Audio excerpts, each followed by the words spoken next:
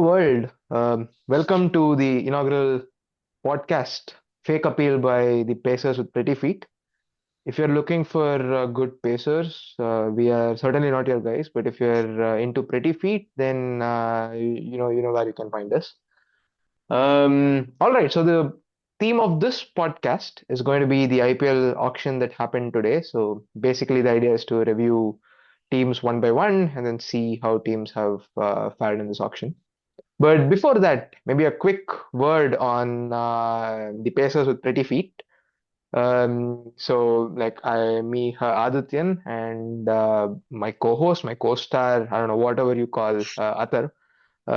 We are running this blog, Pacers with Pretty Feet. The idea is to do some nice, statistical rants about pretty much everything cricket. So, a lot of numbers and a lot of irreverence to everything around cricket. So, Atharva, do you want to, quickly say a couple of things about, the pieces that we are working on, what's coming out in the next few weeks and so Yeah, on? yeah, I'll do that. Like as Adityan told you, right, that we work on the data related stuff and cricket, we mix them together. So the first piece we had written that it was about like comparing Ben Duckett and Sehwag, and it was a good, nice piece. You can read it on our blog. It's about how they start, like importance of explosive starts, and how these two guys are quite connected when when their careers don't overlap. One guy is playing in UK, one guy has played in India. But yeah, it's quite interesting piece. We have also written one piece about Australian women's team, particularly about their bowling and how effective they were. And and right now we are working on one piece about like gears in cricket. We hear on TV that people are talking about like this guy is stuck, this guy is batting in overdrive mode. So we are trying to define what are gears, and we are trying to write a piece on that. And yeah, right now we are here. And right now, Alrighty. Yeah, exciting times ahead, right? Like we also have a piece that's coming up on the use of a sixth bowler in Test cricket. So yeah, so if stats is the kind of things that you're into, keep an eye out for our posts. Okay, so that out of the way, let's get started with the IPL stuff. So before we go in team by team, I've heard like there are a lot of people on internet just waiting for the slightest reason to go and abuse people, right? So I want to feed it. So let's do this. Like we'll go over the top few picks one by one, the top few capped picks one by one, and then I'll ask you, what do you think whether the price is high, right on target or too low. All right. So the first yeah, one is obviously Cameron Green. It was an open secret that he would be the highest bid receiver in this auction. So what do you think? Cameron Green, 25.2 crores to KKR. yeah, I think it's a steal. But again, like Cameron Green won't be happy that much because he's only getting 18 crores because of BCCI. So yeah, Hmm. I thought at start before the auction, because like both the teams had over excess of 40 crores budget and one of had 60. So I thought he will go for nearly 30 crores.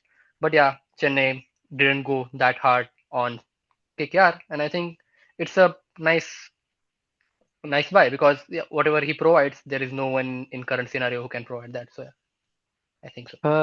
Right. So I mean, even at the start, I'm pretty sure even Chennai knew that there's no way that they're going to get Cameron Green.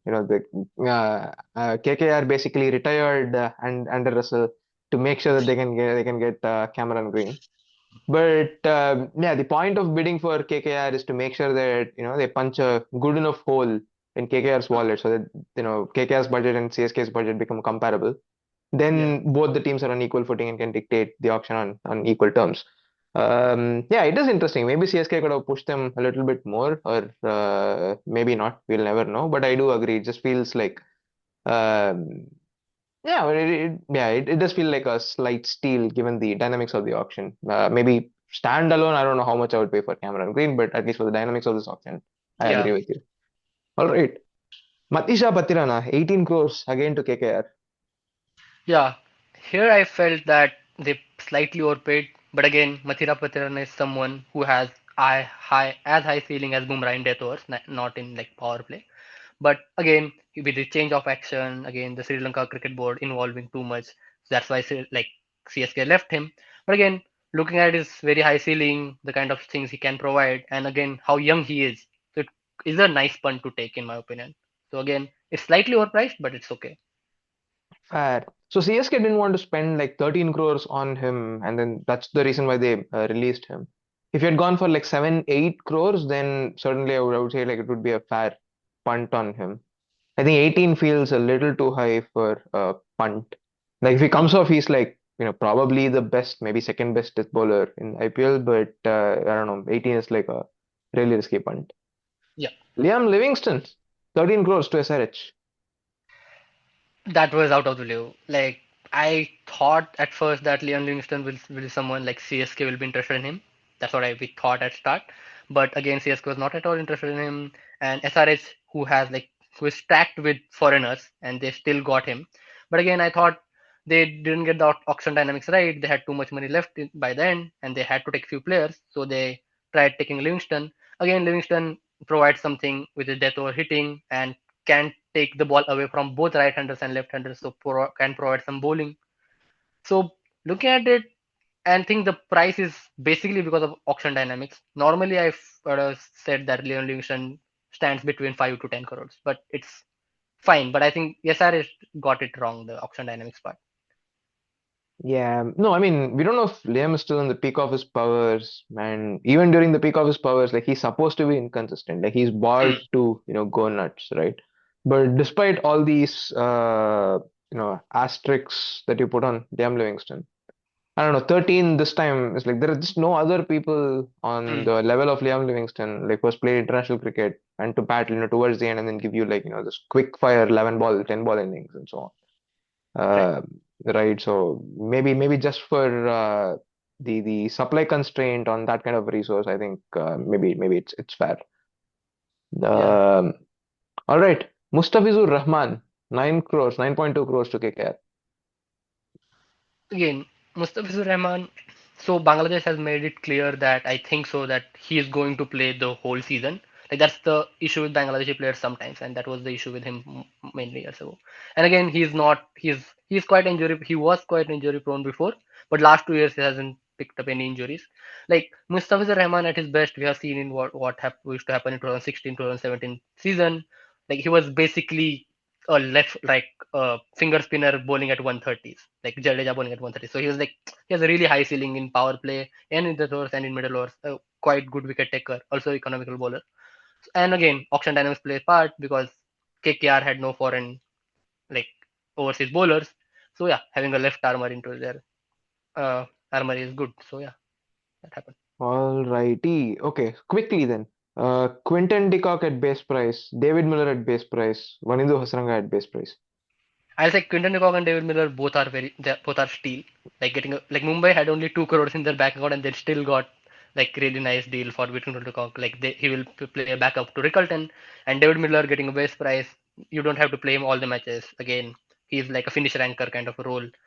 And yeah, that's the steal. With Hasaranga, I'll say getting a good base price is nice, but again, a foreign spinner in IPL, IPL hasn't been fair like to them. Zampa, Adil Rashid, they never had a good season in IPL except if you are Rashid Khan. So yeah, but still having Hasaranga in your squad is a good thing, and getting it at two, obviously, I think it's a nice deal. But yeah, All right, finally, Venkatesh Iyer at 7 crores. I think it's a fair price. Last year the KKR went overboard with him, and this time they didn't do that mistake.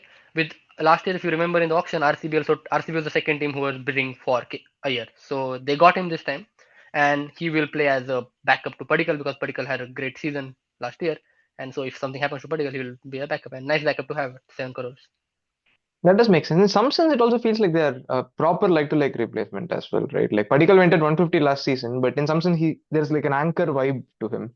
Hmm. And Venki Iyer is also like a really interesting anchor. Like Yeah. he's what Jared calls the dot or six anchor. Like he can either hit the ball or he can like defend. There's no intermediate gear between these two. But yeah, I think 7 crores is like a decent sum to pay for him. He's probably not going to play every game. Yeah, I think that's fine. That's fair. Yeah. All right. If you agree with what Atharv says, yeah, still, throw out some abuses at him. If you don't agree, like, you know what to do. Uh, okay, good.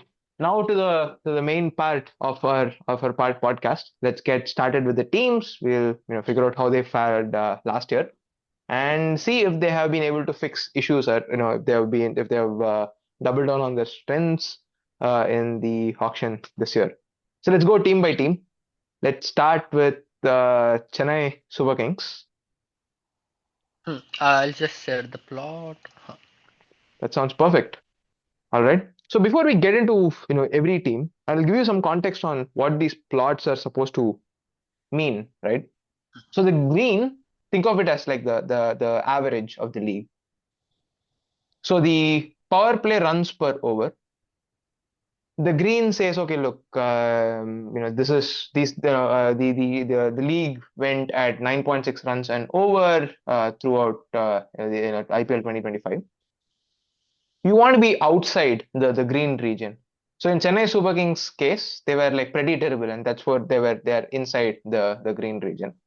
And similarly, the titles, the captions are self-explanatory. So we look at power play runs per over and power play balls per wicket. How frequently does a team lose wickets when they are batting?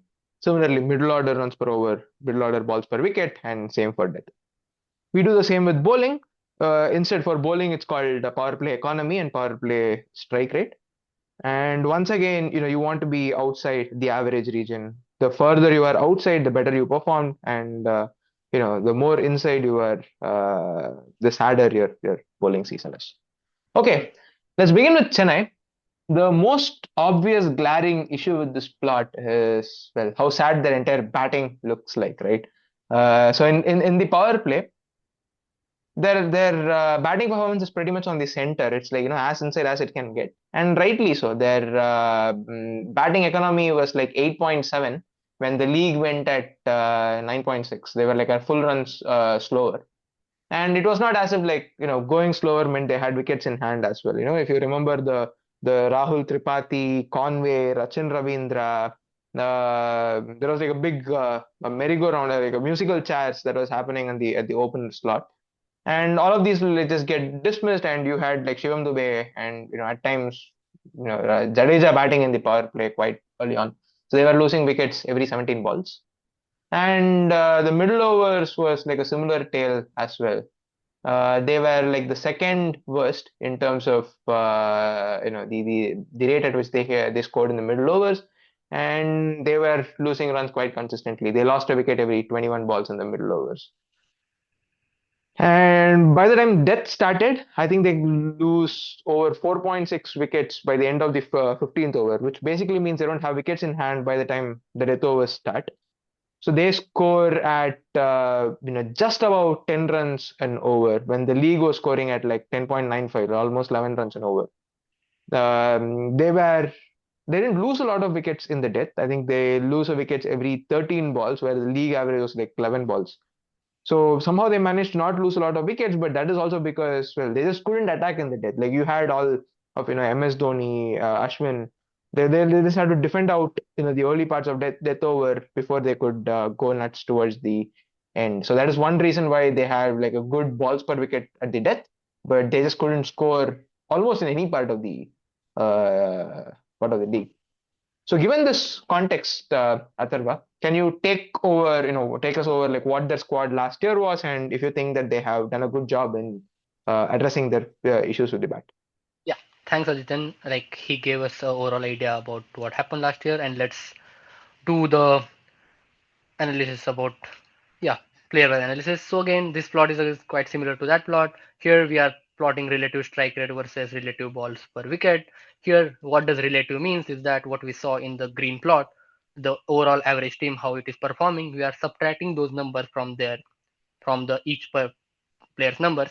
So for a batter to be in this quadrant, the first quadrant where x and y axis are positive, is good, and to be in the third quadrant is not that good.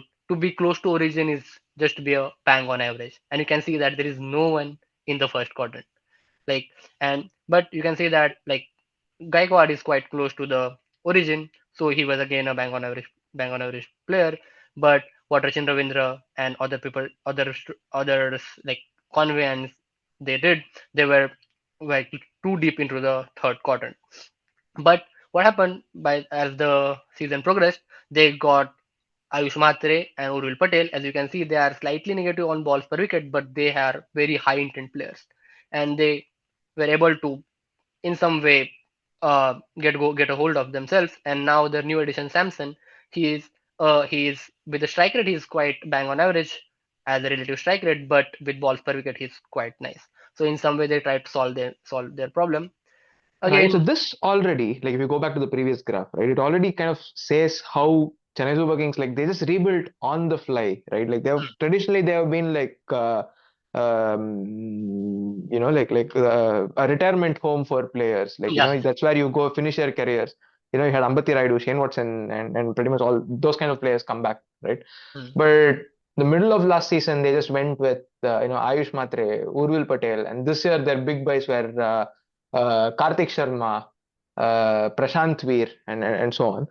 And the Yeah. players that they have backed also, like Ayush Mhatre is like, well, he's born to go nuts in the power play. And Sanju Samson has has traditionally been playing that role for India as well, like trying to go nuts in the power play. So the kind of people that they have bought this year and they have traded this year clearly signals like a change in intent from Chennai. Okay. Yeah, great. And again, if you come to middle overs, again the story was quite similar. But again, what happened? They got someone like Deval Brevis as an injury replacement, and then he changed the season. He was better than in strike rate and better again in balls per wicket, and he changed their second half of the season, and he's going to be there now. And again, you can see Ayush Mhatre, and he's also very good. But now Dubey struggled last season, and Chennai will hope that he will do better this season. Again, Gaikwad was again bang on average, and again the Sanju Samson who they have got, he is losing his wicket in that time, but again with strike rate he is good bang on average. Also, Right? we If can see you that they are like think spin about bashers, this, team of right? a Like, spin bashers. yeah, exactly. Spin bashes, right? Like, if you look at Dubey, he made his name for just butchering spin. Like, he has Hmm. been having issues against spin of recent times. Like, people have figured out like they can bowl away from his body, like shorter lanes, and then get away from his arc and get away from him. So hopefully CSK would expect, or would hope that he would rediscover himself. Gaikwad is known to be ruthless to spin, like him taking down Rashid Khan when Rashid Khan was Rashid Khan is like is on a different level. And Samson is also known to be really good at taking down spin. So I think this is a team against which you just do not want to bowl spin in the middle overs. Maybe keep them for later against MS Dhoni, or you might need to use your spin resources like kind of cleverly if you're going up against Chennai Super Kings. Yeah. Right? And if you go into death overs, they haven't done much for death over. They haven't changed their team, but last year they were on average losing like 4 wickets till the death over comes, and so this time they will try to not lose wickets, I guess, and they will hope that Revolver Brevis, MS Dhoni, Steven Dubey, they come off. So again, they haven't got any death over finisher as such, but if they don't lose wicket, if they stick with someone like Samson and Gaikwad, and they'll keep their wickets in hand, and Brevis, MS Dhoni, Dubey can go nuts. So yeah. So All righty. So moving on with to Chennai Super Kings with the ball, right? Like they were actually good. They were like one of the better bowling teams in the IPL, but not by much, right? Like in the power play, they were slightly worse than what you would expect them to be in terms of economy, but they were taking wickets slightly better than what you would expect them to be. They were the king of middle overs, right? Like they had Jadeja, Ashwin, um uh, yeah, the Jadeja and Ashwin, Noor Ahmed Noor also Ahmed. was also controlling the middle overs, and Noor Ahmed was helping them take wickets, and Jadeja was also quite good, and so on. So they were like the king of the middle overs, but they have somehow moved away from that bowling unit that helped them control the middle overs, right? Like Jadeja is not with them anymore, Ashwin's not with them anymore. Pathirana is not with them anymore. Like we know that Pathirana struggled a bit last year, but he's not with Chennai anymore. So what do we know about that? Okay. So with them, they have moved around from the spinner parts, but I won't think that the power play bowling performance won't change because they still have all the power play bowlers. It's not going to change. So they are still like all of their bowlers are pretty good on relative strike rate part. Again, they are like negative on that. It means that they are taking wickets faster than average. Again, they are quite economical. Also, like especially Ahmad and Kamboj. Mukesh Adhir is slightly expensive, but he didn't play much. The big change which came, it is in middle overs because they had Ashwin, they had Jadeja last year, but this year they this year they don't have both of them. But still, they will be banking on Noor Ahmed to do his job the way he did it last year, and to go through those middle overs. So also they have got some uncapped players, right, Adityan, for Oh spinners. yeah, right. They got Prashant Veer, Yeah. who's supposed to be like mini Jadeja. Hmm. So they paid like what 14.2 crores for Prashant Veer Yeah. for spin.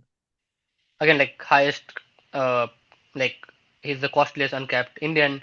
But again, Joint the highest issue for an uncapped player. Yeah. joint hire for another player again, and Chennai bought him, so they'll be hoping on their uncapped resources to do well in middle overs. Like going away from Jadeja, I think they had the batting reason that Jadeja is not was not able to hit against spins and was good against pace. So I guess that's why they went away from him. So yeah, and again in the death overs they have Nathan Ellis. So and Noor Ahmed. Noor Ahmed was really good at death, and Nathan Ellis has proved himself. And in some Yeah, way, let's Nathan let's Ellis is hope the Rutraj gives the ball to Noor Ahmed to finish yeah. his fourth over for God's sake. For some reason, the bowler who would take a wicket every time he had the ball in hand would be cut off after 3 overs, game after game after game last year, right? Yeah. Yeah, yeah, I still remember that, and it was so frustrating to see that. But again, Nathan Ellis is someone who I think he played so well that that's why they went away from Pathirana. So I guess he need to prove that again that whatever that he needs to prove their decision right for them. So yeah, exciting times ahead for them. All right, so I'll quickly flash the playing well, and we can also think of a couple of options that they have, and then you have to give me a thumbs up or thumbs down for what you think about them, right? Hmm. So they do have a strong top: Ayush Mhatre, Sanju Samson, Ruturaj Gaikwad, Shivam Dubey, Deval Brewis. Like that's like a really serious top five, I would say. 6 and 7 is where they are taking a big punt. I think Karthik Sharma is going to play and Prashant Veer is going to play. Karthik Sharma is he's like Rajasthan's highest run scorer in this year's Vijay Hazare at a strike rate of 118, and he struck at 162 at SMAT. And Prashant Veer, they think can be like the mini Jadeja, so we'll see where how it comes off. And he's also really good at hitting the ball. And even if they don't want to play these two, they can still go to one of the foreigner options. Like we only have three overseas in the playing 12 right now, so they can just go to somebody like Jamie Overton or somebody like Matt Short, for example, right? So they do have options that they can go there. Hmm. And with the ball in hand, they can play Nathan Ellis. Anshul Kamboj was good for them last year. Khalil Ahmed was quite decent, and Noor Ahmed was like, he's going to get you wickets every time he bowls. And they do have some options here. They can go to Jamie Overton if they want to use somebody in the power play, play an extra spinner. Akil Hosein is a good option. They have Matt Henry. They have Rahul Chahar if they want to play an extra spinner. They do have options. They can go in quite some directions here. Yeah, I do agree with So you. Yeah, Otherwise, there are thumbs up, thumbs down, meh. thumbs up, but the only thing will be worrying that two uncapped players in the starting 11. But again, as you told us that they have like so many options to play around. So yeah, we have to see. Right. So I'm a CSK fan, so I would say like my heart would say a thumbs up. But thinking through my head, I think it does feel hard. Like they have totally rebuilt their side on the fly. Like we don't know. Like this is the first time that they're going to play a certain brand of cricket and so on. So I'll still have to wait and watch. I'll still be in the math zone. But I'm excited. Like I'm quite happy that CSK just like they have done a really good job rebuilding on the fly. So I'm Yeah, happy with where the team is. It's just that I don't know if me being happy is good enough for them to qualify. like where they started in last year and where are they now, I think they have done quite a good improvement. So Yeah.